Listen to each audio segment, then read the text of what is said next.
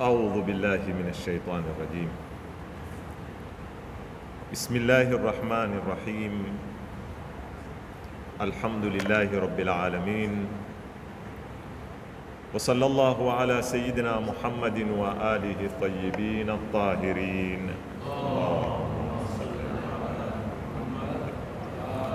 اللهم أدخل على أهل القبور السرور، اللهم أغني كل فقير، اللهم أشبع كل جائع، اللهم اكسو كل عريان، اللهم اقضي دين كل مدين، اللهم فرج عن كل مكروب، اللهم رد كل غريب، اللهم فك كل أسير، اللهم أصلح كل فاسد من أمور المسلمين، اللهم اشفي كل مريض، اللهم سد فقرنا بغناك، اللهم غير سوء حالنا بحسن حالك، اللهم اقضي عنا الدين وأغننا من الفقر إنك على كل شيء قدير.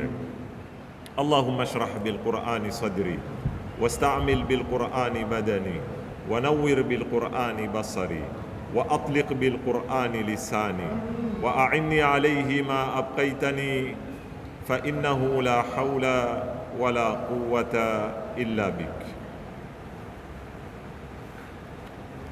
يقول الله سبحانه وتعالى: قل إن صلاتي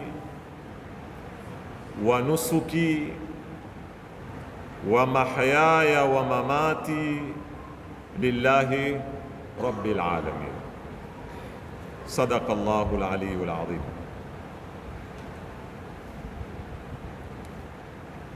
Tumefika kwenye nukta inayozungumzia kwamba mwanadamu hutoka kwenye mkoyongo wa mwenendo wa dunia mzima ambao umeelekea kumwabudu Mwenyezi Mungu, na ikabidi kazi kubwa ni kufanya nini? Ni kumregesha. Na ule ambaye hayatoka, kazi kubwa ni kumbakisha. Na ndio ukirudi katika zitabu za tafsiri, wakati wa kutafsiri ihdina siratal mustaqim, kuna baadhi wametupa ishkali kwamba mtu huomba yeye alonacho. Wewe uko ndani ya swala, waswali, uko kwenye hidaya, kisha ndani ya ile ile swala wamwambia Mwenyezi Mungu ihdina as-siratal mustaqim, niongoza ndia iliyonyoka sawa. Afaao kuomba dua hii ni ule aliyoko ndia, si aliyoko ndani ya ndia. Kwa lugha fupi, mtu haombi alonacho, huomba asokuwa nacho. Na ndio baadhi ya wanazuoni wakajibu majibu tofauti. Moya wamenena ihdina siratal mustaqim ni talabu dawami ala alhidayah, si talabu alhidayah, ni kuomba kudumu, kuendelea. Kweli tuko kwenye hidayah, tuko kwenye swala, tuna hakika tutaendelea mpaka mwisho wa maisha? Tuna hakika tutabaki kwenye hidayah tukitoka pale kwenye swala, tukitoka msikitini, kesho kutwa? Wangapi walikuwa kwenye hidayah kisha wakafanya nini? Ibilisi alikuwa saa zote huko kwenye sijda ya nani? Ya Mwenyezi Mungu Subhanahu wa Ta'ala. Lakini ilipokuja mtihani mtoto sana, ulimfanya Ibilisi akawa ni katika minal kafirin. Haikuhesabiwa katika dunia kuna siku Ibilisi atakuwa kafiri. Kwa hivyo tafsiri ya kwanza wanazuoni wanena ihdina siratal mustaqima, inayotoka kwenye kinwa cha ule anayeswali ambaye uko ndani ya hidayah, amuomba Mwenyezi Mungu kudumu na kuendelea katika hidayah ile. Hiyo ni tafsiri ya kwanza. Tafsiri ya pili wanena hidayah wa lugha za wenye mantiq ni mafhum tashkiki, yani ni kitu chaonge, ni kama ilmu. Hakuna mwenye elimu aweza kunena basi sitaki tena zaidi ya hapa. Ilmu ni kitu hakina mkomo, na ndio hata Mtume akafundishwa saa zote anene rabbi zidni ilma. Kila siku wataka ufanye nini? Uengeze. Na hidayah ni hivyo hivyo. Hidayah ina maratib, ina daraja. Kuna hidayah ya watu fulani, kuna ya maaulia, ndio ile minal sirata alladhina, lakini waangalie hao an'amta alaihim, wako darajat. Katika aya nyingine semaje ile? Minan nabiyina was-siddiqina wash-shuhada'i was-salihin. Hizo ni daraja. Sasa wewe waweza kuwa ni katika salihin, ukamwambia Mwenyezi Mungu ihdina siratal mustaqim, niongezea hidayah, nipande niwe katika nani? Niwe katika daraja ya shuhada. Na ule aliyoko daraja ya shuhada aomba apande awe katika daraja ya nani? As-siddiqin. Umeelewana jamani? Kwa hivyo ima ihdina ni kuomba kubakia katika ile hidayah, au ihdina ni kuomba kuongezewa ile hidayah ulio nayo. Sasa kazi iko hapa, ima mwanadamu uko nje ya sirata, kazi ni kumregesha kwenye hidayah, au uko ndani ya sirata, kazi ni kumbakisha adumu katika hidayah, au ni kumwongezea hidayah ile, kuboresha. Leo inaitwa kuboresha ile hidayah. Suala tulilolisimama nalo yana ni kwamba sote tunataka kwenda kwenye sirat, kuungana na ziumbe, twenda mahali. Hapo mahali ndipo tunapokwenda. Sirati sio lengo. Sirati ni barabara, ni mission kwa lugha nyingine za kieo. Ni mission ya kutupeka sisi kwenye nini? Kwenye lengo. Lengo ni lipi? Kwa lugha fupi kwa sasa, na nitakuja kuipambanua baadaye, ni Allah subhanahu wa ta'ala. Twenda wapi? Twendao kwa Allah. Twatoka wapi? Twatoka kwa Allah. Inna lillahi wa inna ilayhi rajiun. Kwa nini? Jawabu ni ipi? Msikize Nabii Allah Ibrahim. Nabii Allah Ibrahim asemaje? Inni wajjahtu wajhiya lilladhi fatara as-samawati wal ardh. Lengo la maisha yako yote hapa duniani ni kumwekelea nani? Lilladhi fatara as-samawati wal ardh, ule aliyeumba mbingu na ardhi. Ni nani aliyeumba mbingu na ardhi? Allah subhanahu wa ta'ala. Kumwekelea yeye, twamtaka yeye. Katika aya nyingine ndo akanena qul inna salati. Zote hizi hata wale wanenao lengo ni ibada, ibada sio lengo. Kwa maana nyingine, ibada ni wasila wa kutufikisha kwenye lengo. Japokuwa Mwenyezi Mungu atuambia wama khalaqtul jinna wal insa illa liya'budun, sikuumba majini na wanadamu isipokuwa waniabudu. Ile ibada yenyewe, ile rukuu yenyewe, ile sijida yenyewe sio inaotakikana. Kinachotakikana ni kitu kinachosababishwa na ile rukuu. Ukirukuu wamrukuia nani? Allah subhanahu wa ta'ala. Ukisujudu wamsujudia nani? Allah subhanahu wa ta'ala. Ukinyenyekea wamnyenyekea nani? Ndio Nabii Allah Ibrahim atuambia inna salati wa nusuki wa mahayaya wa mamati, zote zatakaziwe ni nani? Lillahi rabbil alamin. Kwa hivyo lengo la kimsingi katika maumbile yetu yote haya sisi binadamu, katika harakati zetu na katika nashati zetu na sakanati zetu, katika ibada zetu, malezi. Leo tukitaka kuja kuweka mfumo wa kimalezi, hapa ndio watu wataka wajue tofauti yetu sasa na mifumo mingine.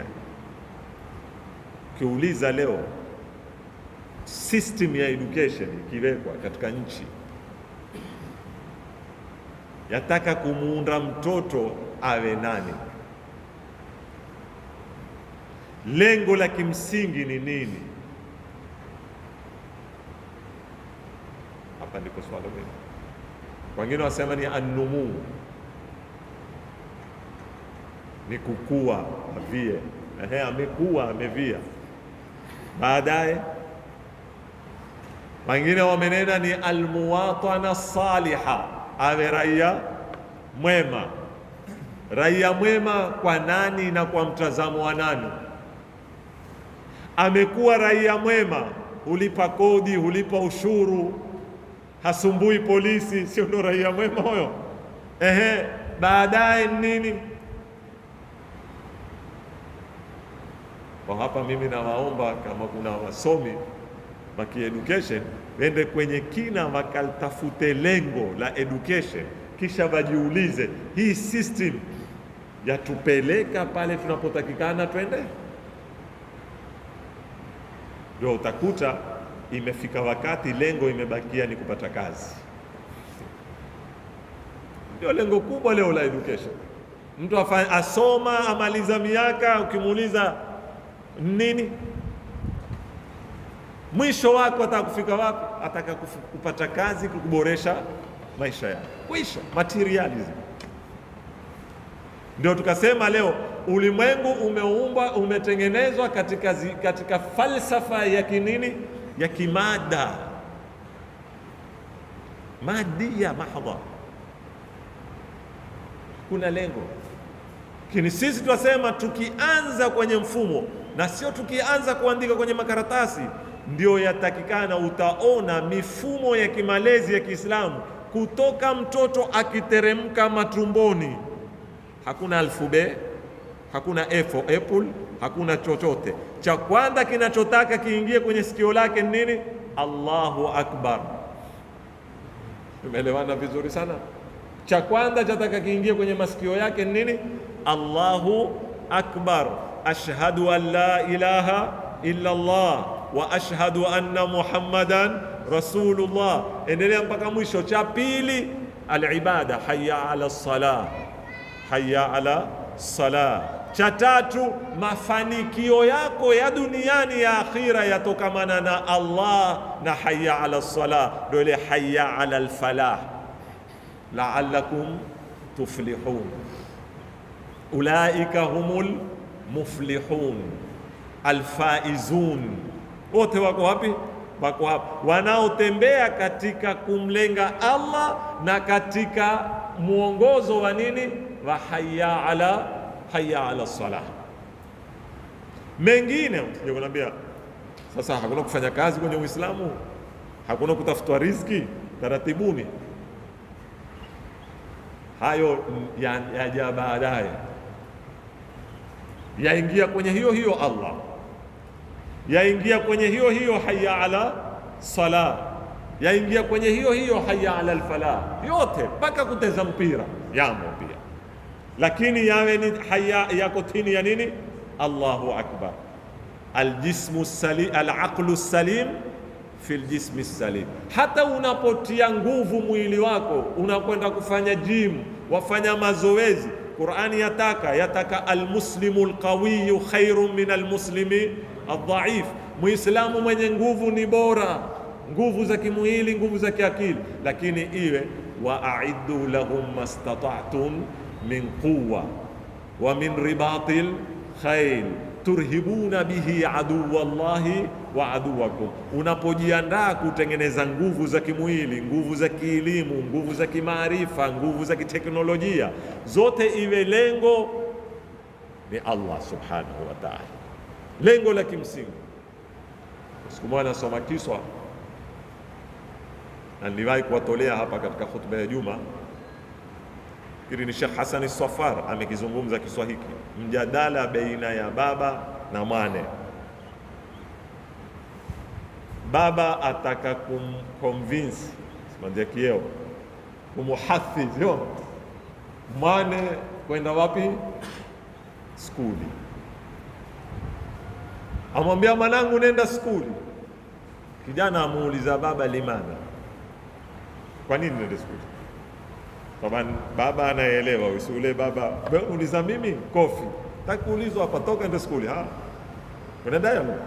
Namwambia nenda skuli, namwambia baba, kwa nini nenda skuli? Sikilizani uzuri hii lugha.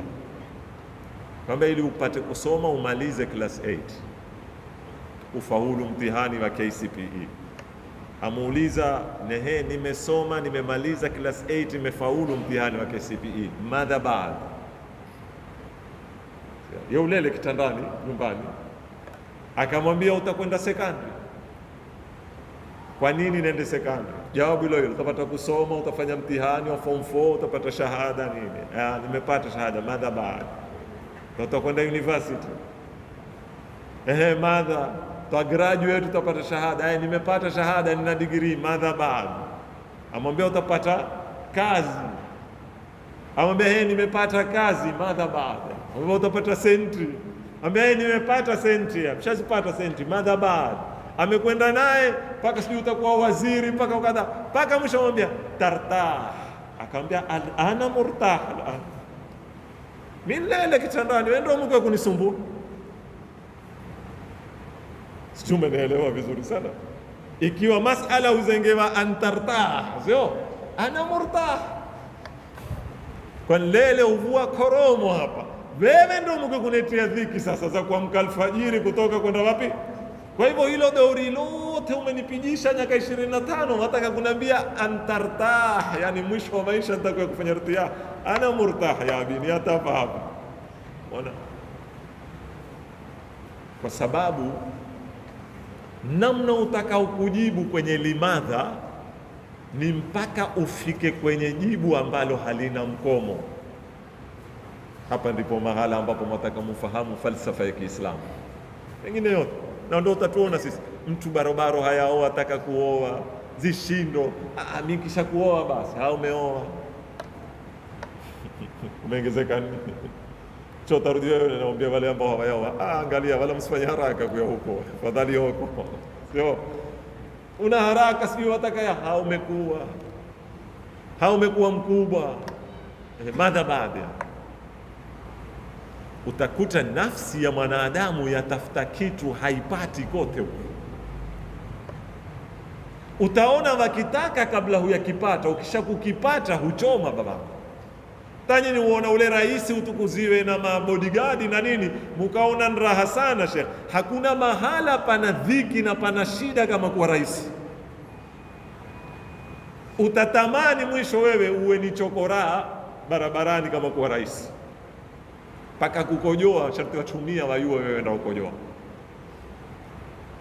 Huna raha tena ya maisha yako, huna uhuru wako, huwezi kulala utakavyo, huwezi kuamka utakavyo, huwezi kuketi peke.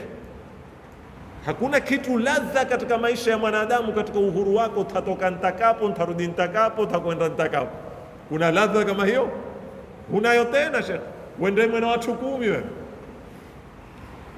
Sasa ikiwa na Mungu umekuonda kama baadhi yao malevi nini, ubidi wale pia wayue kwamba na wewe ndio kulewa sasa. Kitabu kubwa paka kitu. Hapa ndipo twanena lengo la msafara hunu wa dunia wote na mwanadamu twenda kwa nani?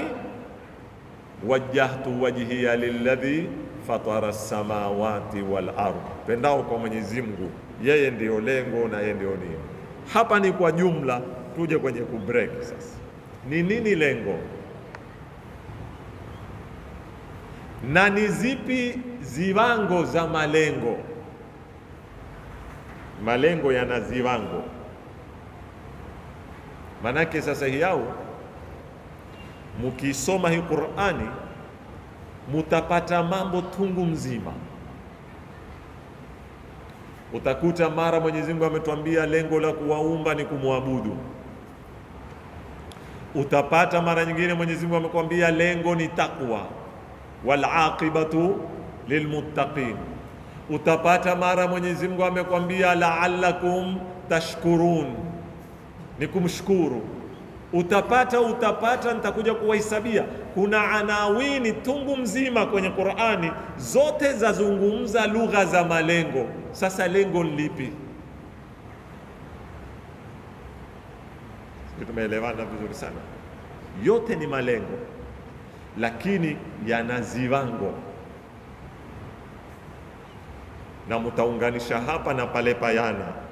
Ile atadaruju nilowaambia ni katika namna ya kuyapanga haya malengo. Utaanda na lipi, upande na lipi, na urukie lipi, kwa jinsi yalivyopangwa na Qur'ani. Na hapa yataka uhodari sana, muyasikilize haya mambo na tuyataamaliki vizuri sana, na nimeyafupisha sana, lakini jana nimetuma kitabu kwenye mitandao. Kuna kitabu kimeandikwa na jopo la watafiti katika university inayojulikana Jamiatul Mustafa, peke yake wajadili huu mlango tunataka kuuzungumza sisi kwa siku 4. Kitabu kina karibu peji 400 na kitu, tazungumzia ahdafu tarbiyal islamia, malengo ya malezi.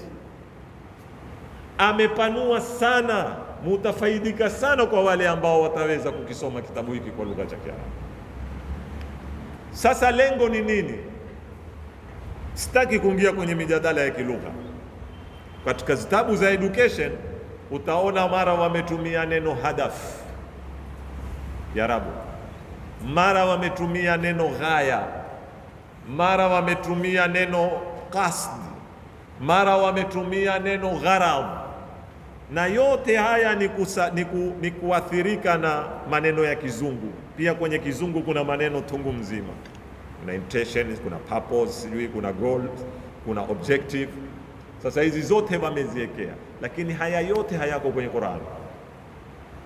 Hakuna mahala Qur'ani imezungumza ni hadaf, wala imezungumza neno ni ghaya, wala ni qasdi, wala ni gharad. Kwa hivyo kama nilivyowaambia, Qur'ani mara nyingi, isipokuwa ikiwa msamiati una lengo la kidini, Qur'ani huingilia ikaweka msamiati wake. Ikiwa hakuna haja ya kuweka msamiati, ukinena sufuria Kizungu, Kiarabu, kila mtu ufahamu ni sufuria, Qur'ani nayo hunena sufuria. Haina lazima kwamba kila msamiati wa kielimu tuupate kwenye Qur'ani. Muhimu tupate concept ya ule msamiati ndani ya ile Qur'ani, ipo ama haipo. Malengo ya mkuu namna utakao, ahdaf, ghayat, sijui nini. Suala la pili, katika nyanja za education wamekhtalifiana wataalamu katika kuyapanga malengo, wanaita tabwibul ahdaf au mustawayatul ahdaf, ziwango za malengo. Kuna tasnifun thunai, kuna tasnifun thulathi, kuna na wengine mpaka wamekwenda kwenye tasnifun rubai. Kuna wengine wameweka ziwango ziwili, kuna wengine wameweka ziwango zitatu, kuna wengine wamekwenda mpaka ziwango 4. Leo utasikia leo kuna sijui ahdafun baidatul mada, ahdafun mutawassitatul mada na ahdafun qaribatul mada. Kuna malengo ya muda mrefu, kuna na malengo sijui ya katikati, kuna na malengo ya karibu, sio? Hizi zote ni katika tabwib. Pia wanazuoni wa Kiislamu wanena katika Qur'ani yote hayajalishi haya. Ukitaka kuweka ziwango zitatu, ukitaka kuweka 4, ukitaka kuweka hata 10, weka. Ni kubreak it. Kubreak it. Mfano sasa, wataka kujenga nyumba taswira kamili uko nayo. Wataka kujenga nyumba ya ghorofa ngapi? 3, ya mawe yenye kadhaa. Hiyo tutayankuwa ni hadafun baidul mada. Ile nyumba paka itakapokumalizika kamili yote yataka muda gani? Mfano miaka 2. Shota break. Sema tajenga ghorofa ya kwanza na ghorofa ya pili, na utaziweka mutawassitatul mada. Mutawassitatul mada pia utabreak. Utanena nitajenga ukuta wa upande hunu na ukuta wa upande hunu na ukuta wa upande ule. Zile zitataji wiki. Kila ukishuka tini muda wa mfupi, kila ukienda malengo ya mbali muda wa mrefu. Sasa hiyo ni wewe mwenyewe utakapo, ukitaka kuweka malengo ziwango 4, ziwango 5. Suala la kimsingi hapo sipo penye mjadala baina ya Qur'ani na wanafilosofi. Fuata vile utakapo.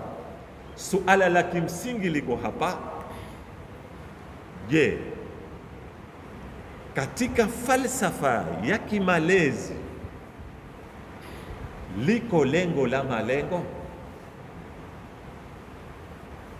Liko lengo la mwisho ambalo ni thabita, halibadiliki, halizunguki, haligeuki, na malengo mengine yote sasa yamkuwe, yale ya mbali, yale ya katikati, yale ya karibu, yote yahukumiwa na lengo hili moya. Hapa ndipo education ya kimagharibi sawa inaofuata ukomunisti au inaofuata umagharibi wa upande huu wa demokrasia, ndipo tunapopishana na Uislamu hapa. Wakanusha wao kuweko kitu hiko, wale wanaoita alfalsafa albragamantia nini, wao wasema maslaha ndio yabaki, malengo hayawezi kubaki. Umenifahamu? Na zitu hizi zimekuja kwenye siasa, zimekuja katika kila kitu. Maslaha peke yake ndio yafanya nini, yabaki.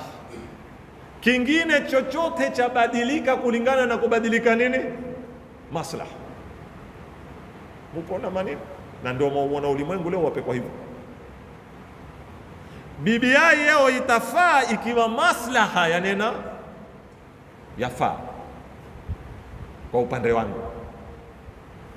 Ikiwa kesho kwa upande wangu maslaha haifanyi nini, haikubaliani, BBI itakuwa haifai. Kwa hivyo kuna kudumu kwa kitu hufaa ama hakifai. Ndio wanaoita wa Kiarabu wanaita alfalsafa alburjumatia, ukweli, urongo, usahihi wafuata kitu kinachoitwa manfaa, na wengine huita almadhhabu naf'i. Ndio haya madhehebu ya kujinufaisha, na ndio utakuta leo mabongo ya jana zetu katika education yamefiksiwa katika hapo. Education kwake ni kunufaika, education kwake ni kupata kazi, si kuwa na elimu, si kujenga jamii yake, ni kutafuta maslaha basi.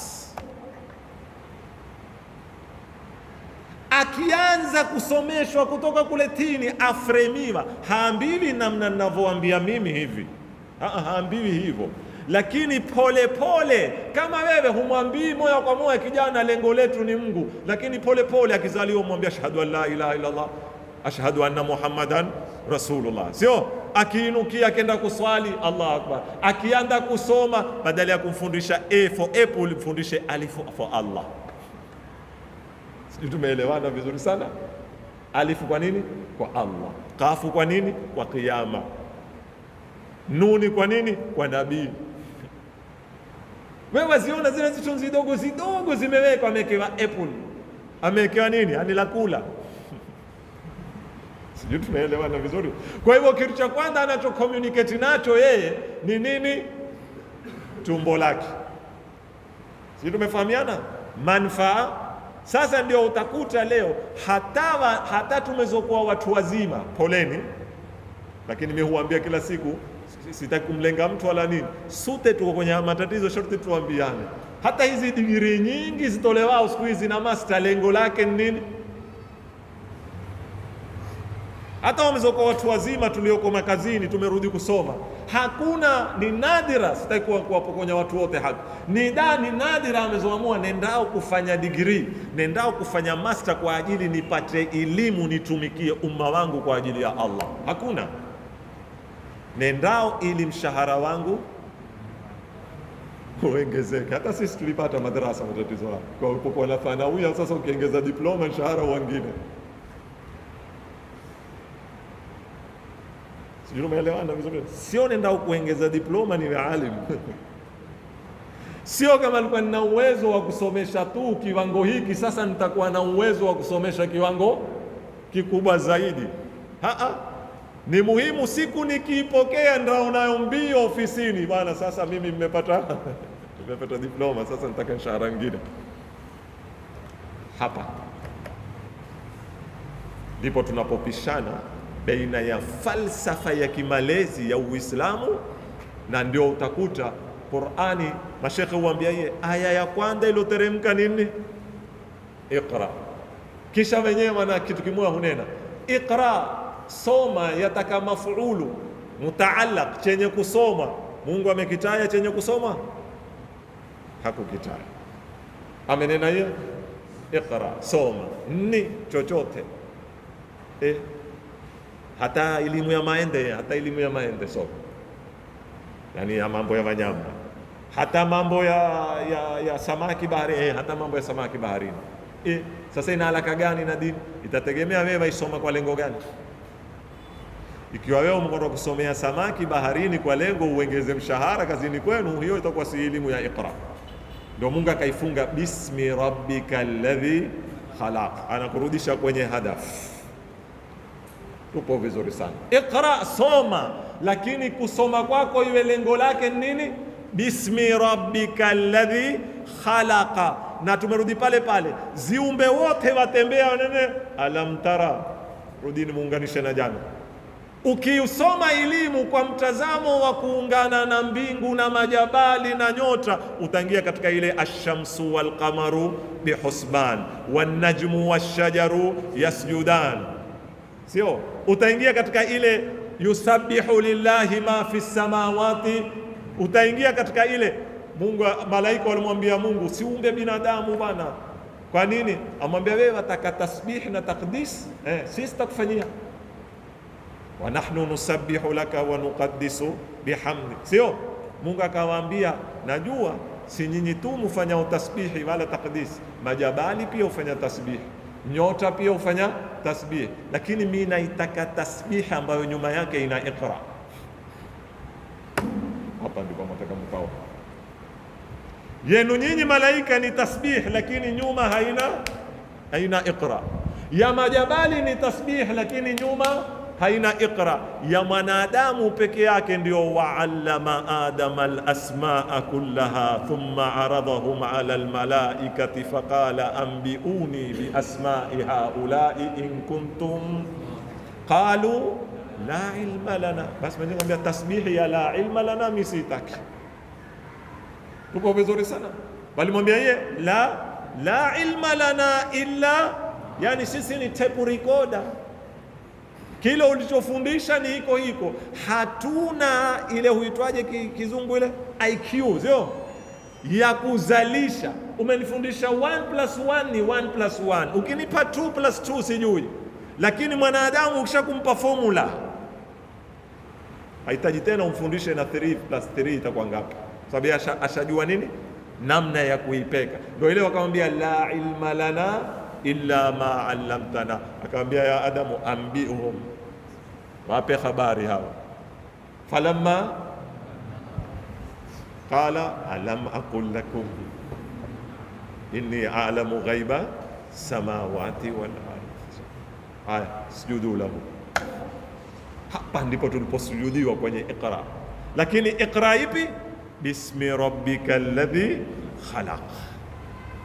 Sasa je, si peke yake ikiwa skuli yako ya Kiislamu logo yako ukaweka iqra, si wengi waandika hivyo sisi, lakini katika mafundisho yake kule tini iko bismi rabbikal ladhi khalaq, ama iko A for apple, ama iko education kupata nini? Kupata kazi. Education kuboresha nini? Kuboresha maisha. Si ndio education tulionayo? Si ndio matunda yake ni haya hapo? Kwenye maisha hatuko na kwa Mungu hatuko. Iqra bismi rabbikal ladhi khalaq. Nafikiri mmenifahamu vizuri sana. Hapa ndipo mahala tunapotofautiana. Kwa hivyo tukitaka kuweka malengo ya Kiislamu ya Kiqur'ani ya tarbia, tunaanza na kwanza tunaita alghayatul quswa. Kabisa, wanasema hii haina mwisho, haibadiliki, haina chochote, na zote utakazo kuzifaradhia lazima zikurudishe hapa. Ni nani? Allah subhanahu wa ta'ala peke yake.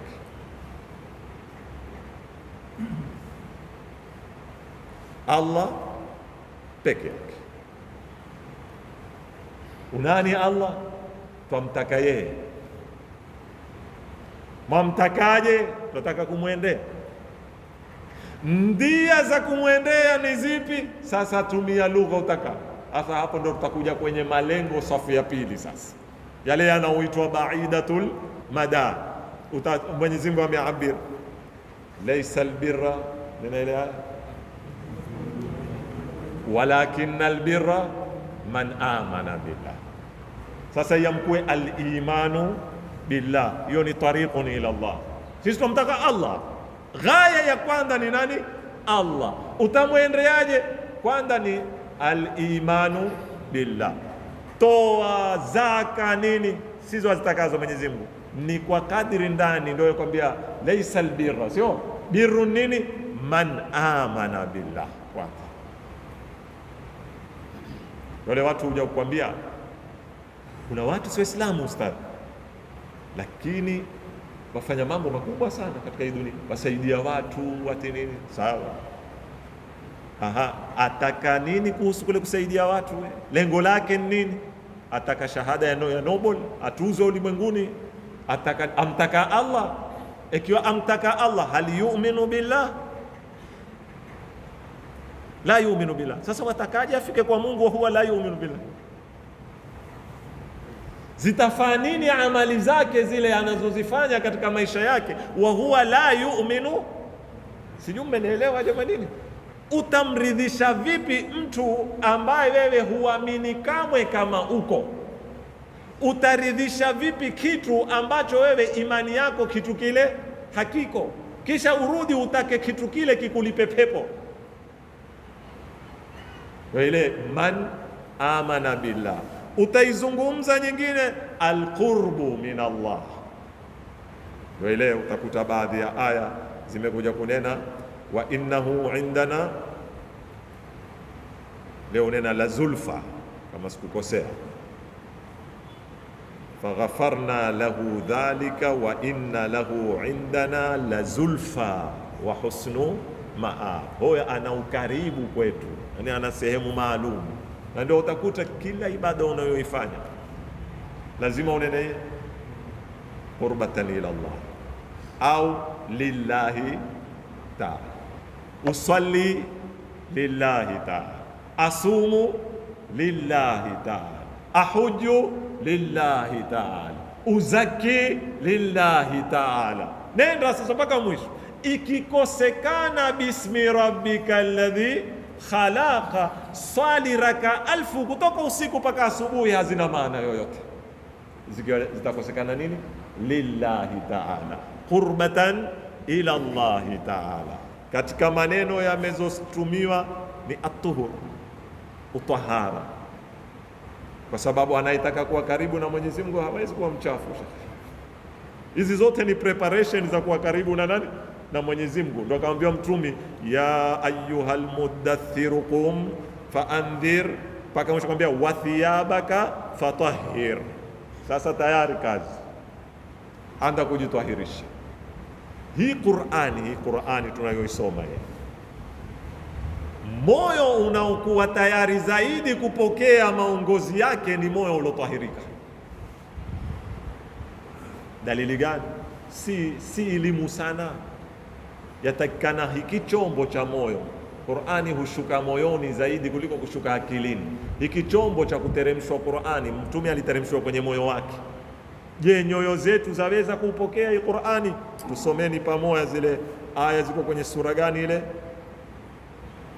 Ile nayo innahu la Qur'anun fi kitabin la yamassuhu massa.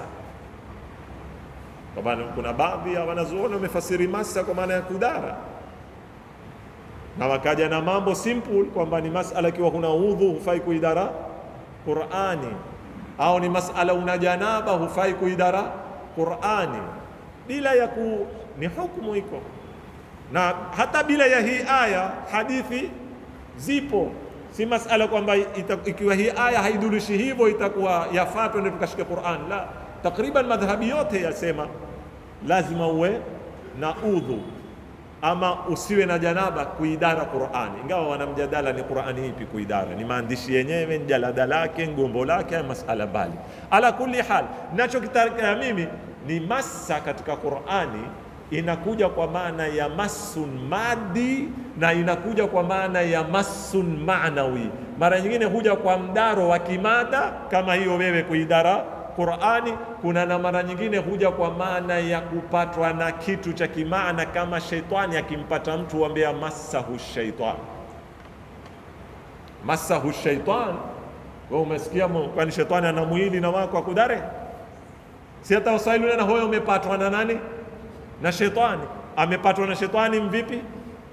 Kimaana amemuathir. Sasa baadhi ya wanazuoni wanena la yamassuhu, hawezi kuungana nayo hii Qur'ani kimaana, akapokea uongozi wake na maadili yake na nyendo zake, ilal mutahharun, isipokuwa wale wamezosafishwa. Na hao ni mjadala mrefu, sitaki kuingia sasa.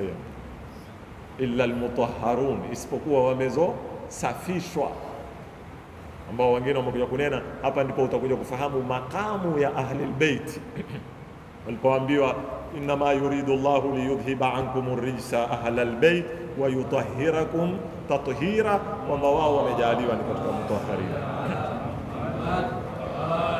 Turudi kwenye mada. Kwa hivyo sisi tunamtaka nani?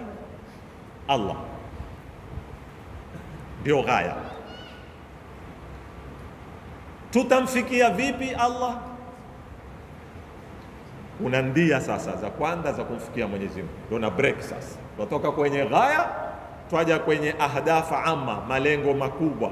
Kisha na haya malengo makubwa tutayavunda nayo tupate malengo matoto. Na kila lengo jamanini ni barnamiji ya malezi kamili. Kila lengo nitakao kuwapa ni barnamiji ya malezi kamili yatufikisha sisi kwa nani? Kwa Allah. Na kila lengo moja ukilibreki kwenye ijraati zake sulukia ya kupa details ya barnamiji ile, ndio nikamwambia hapa ndipo moyo, mkiweza kupafahamu hapa mtatoka na mfumo kamili wa malezi ya Qur'an. Kila lengo, kila kitu kimoja. Tuanze. Mwenyezi Mungu Subhanahu wa Ta'ala ametumia neno, nimewaambia la kwanza ni al-iman. Mbele akatuambia laysa albirra an tuwallu wujuhakum qibala al-mashriqi wal-maghribi, sio wema ekeleani magharibi ekeleani mashariki, vaani zitambi, vaani suti, vaani kandu, vaani kofia. Si hatuko hapo kumtafuta mtu wa Allah ni upi, tupo. Walakin albirra man amana billah, ni ule atakaye kujenga mahusiano yake na Mwenyezi Mungu kwa kumwamini. Ndio ya kwanza hiyo, lengo la kwanza. Kwa hivyo barnamiji ya kwanza ya kimalezi ni nini jamani? Ya Qur'ani kwa jamii ya Kiislamu ni kuwajenga Waislamu kumwamini Mwenyezi Mungu. Takuja kueleza kumwamini ni nini. Ni kumiliki dalili za kutosha na kukinai katika moyo wako kwamba Mungu uko na Mungu aliyoko ana sifa hizi na kiyama kiko na mtumi huko na hiyo ndio maana ya imani.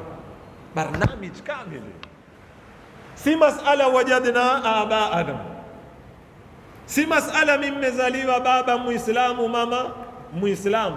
Ni masala wewe kila mmoja katika jamii mzima yatembea kama vile leo mnavojitayarisha kwa geography kwenda kwenye mtihani, kama vile mnavojitayarisha kwa science hizi physics nini, history, business nini, mujitayarishe kwa subject za Kiislamu pia kuishi katika hii jamii. Kini kiadia kuswali hapa paka tuzenge shekhe tumuulize barnamiji ya kuswali yaumia, pia mpaka umuulize shekhe. Kisha wataka kusema hii ni jamii ya nini? Ya Kiislamu. Mbona haya ya huku ulosomeshwa mpaka form 4 ama ukafanya hicho kidiploma, huendi kugonga mlango wa profesa kila siku mpaka kumuuliza nikitangamanisha elementi hii na hii itakuwa nini? Na uko tayari pengine wewe hata kuketi kusomesha zitu zile. Mpo jamani? Ndio nikamwambia kila lengo moja ni barnamiji kamili. Vipi utaiunda jamii ya Kiislamu iwe ni man amana amana rasulu? Jamii ya Kiislamu ni hiyo, si kiongozi wao peke yao. Kama alikuwa kiongozi tu shekhe kisha sote tutamuuliza shekhe, Mungu angelitosheka na amana ar-rasul, lakini Mwenyezi Mungu anaye amana ar-rasulu bima unzila ilayhi min rabbih, na nyuma yake walmu'minuna kullun, kila mmoja katika wao amana billahi wa malaikatihi wa kutubihi wa rusulihi la nufarriqu baina ahadi min rusulihi wa qalu sami'na wa ata'na ghufranaka rabbana. Angalia aya inavyofunga, wa ilaika. Haya yote mbarabara tutaka kusikilia kwako. Wa ilaikal, ndio hiyo wa ilaikal hadaf, wa ilaikal ghaya, wa ilaikal qasd. Kwa nini tuamini? Kwa nini tuamini zitabu? Kwa nini tuamini mtume? Sio lengo pia hizi. Lengo la mwisho nini? Wa ilaikal, ili tufike kwako. Nakuja kuwaonesha faida ya kufika kwa Mungu. Unaweza kuniuliza, haya tumefika kwa Mungu tutapata nini?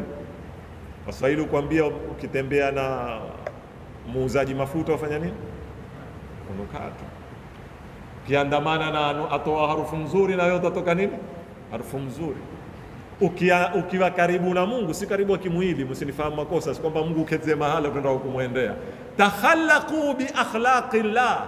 Ukiwa karibu na Mungu utajipamba kwa maina ya Mungu. Katika maina ya Mungu ni karimu, katika maina ya Mungu ni mwadilifu, katika maina ya Mungu ni nani? Ni rahimu, katika maina ya Mungu endelea mpaka mwisho ni raufun, ni rahimun. Sasa utakuwa mujtama wa Kiislamu wa reflect majina ya Mwenyezi Mungu Subhanahu wa Ta'ala. Kwa nini wa reflect majina ya Mwenyezi Mungu? Kwa sababu yu'minuna. Niwape hadithi zaidi inaowatia ndani, pengine maneno yangu si mazito. Mtume hadithi kila siku isoma neno mathalul mu'minina. Hakunena mtume mathalul muslimina, mathalul, mfano wa jamii ilo na imani, ilo na nini?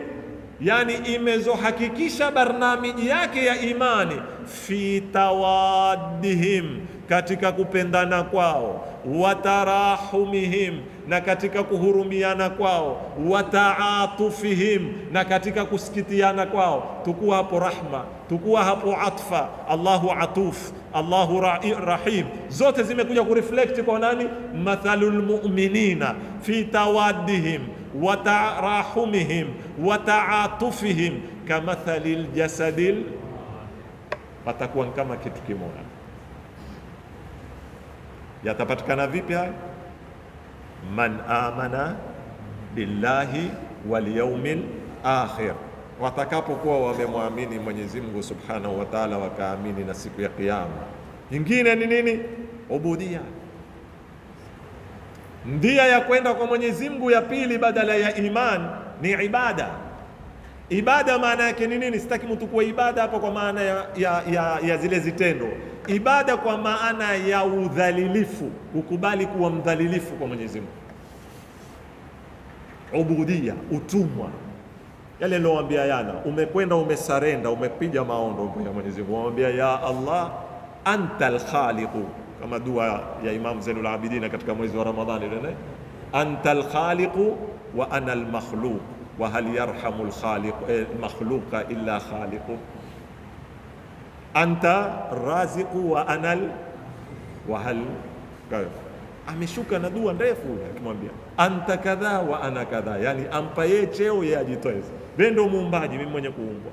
Wewe ndio utoa riziki, mimi ndio mwenye kupewa. Wewe ndio usamehea, mimi ndio mwenye kufanya madhambi. Wewe si ndio kadha. Umepiga ana katika dua wa bil hamzati thamani, ukizikariri zile ana zile ni ubudia. Basimama mambo ya Mwenyezi Mungu, iqrar, ana dhaifu alladhi rabbaita, mimi ni ule mnyonge ulionilelea ukanifikisha hapa, kawa karibu na wewe mpaka kaya msikitini yao ukakuomba dua. Ana saghiru alladhi, ana alqalilu alladhi katharta, ana kadha mpaka azihisabu zile. Ile ndio ubudia. Ukapiga maondo. Ukipiga maondo ya ubudia mbele ya Mwenyezi Mungu, huku duniani kutakuwa sawa. Nataka kuona siku hizi watu katika kila mahala kwenye swala za jamaa waipenda sana kara hili, na laiti Waislamu wote walihifadhi. Angalia sasa ubudia inavyofanya kazi katika jamii ya Kiislamu. Wa ibadur rahmani alladhina yamshuna ala al-ardi haunan wa idha khatabahumul jahiluna walladhina yabituna lirabbihim sujadan walladhina yaquluna rabbana asrif anna adhaba jahannama inna adhabaha kana innaha sa'at mustaqarran walladhina idha anfaqu lam yusrifu wa lam yaqturu wa kana bayna dhalika walladhina la yad'una ma'a Allahi ilahan akhar wa la yaqtuluna an-nafsa allati harrama Allahu illa bil haqq wa la yaznun wa man yaf'al dhalika yalqa athama yudha'afu lahu al-'adhabu yawma al-qiyamati wa yakhlud fihi muhana illa man taba wa amana wa 'amila faulaika yubaddilu Allahu sayyiatihim hasanatin wa kana Allahu ghafuran rahima. Endelea mpaka mwisho. Hao ndio ubudia, hao ndio ibadur rahmani, ni wale ambao asbahu abdan lillah, bali swali wakafunga mpaka wakafika daraja ya kuwa abdulillah, wakapita barabara hiyo. Sasa wataka tusimame kwenye lengo hili, barnamiji za ibada sasa za malezi. Kule nimekwambia barnamiji ya imani, tamlelea vipi? Uwafundishe watu barnamiji hizo alizotupa Mwenyezi Mungu, swala, swaumu, sijui nini. Hii ni barnamiji mutakamil ya kufikisha kwa lengo la kimsingi Allah, lakini kupitia nini? Kupitia ndia ya ibada. Kule ilikuwa ni kupitia ndia ya nini? Ya iman. Wakati umenisonga, ilikuwa nimebakisha pia unwani 2-3 niendelee nazo, sababu tuna ndia sasa ya alhayatu tayyiba, tuna ndia ya at-tahara wa tazkiya, tuna ndia ya alfalahu wal fawzul adhim, tuna ndia ya alqurbu wazulfa. Ndio zote hizi ni ndia, na kila ndia katika hizi zatupa barnamiji ya kutufikisha kwenye lengo, na baadaye tushuke tini tu break tena kwenye malengo. Katika kila moja tini yake kuna malengo mengine. Insha Allah haya tutayazungumza kesho, Mwenyezi Mungu Subhanahu wa Ta'ala akitupa uhai na uzima. Poleni, mutaniona na nena mbio siku hizi kwa sababu nafukuzana na wakati. Nimebakisha siku 11. Mwenyezi Mungu Subhanahu wa Ta'ala atatupa ukundufu tuweze kuyakamilisha yale tulioagiza.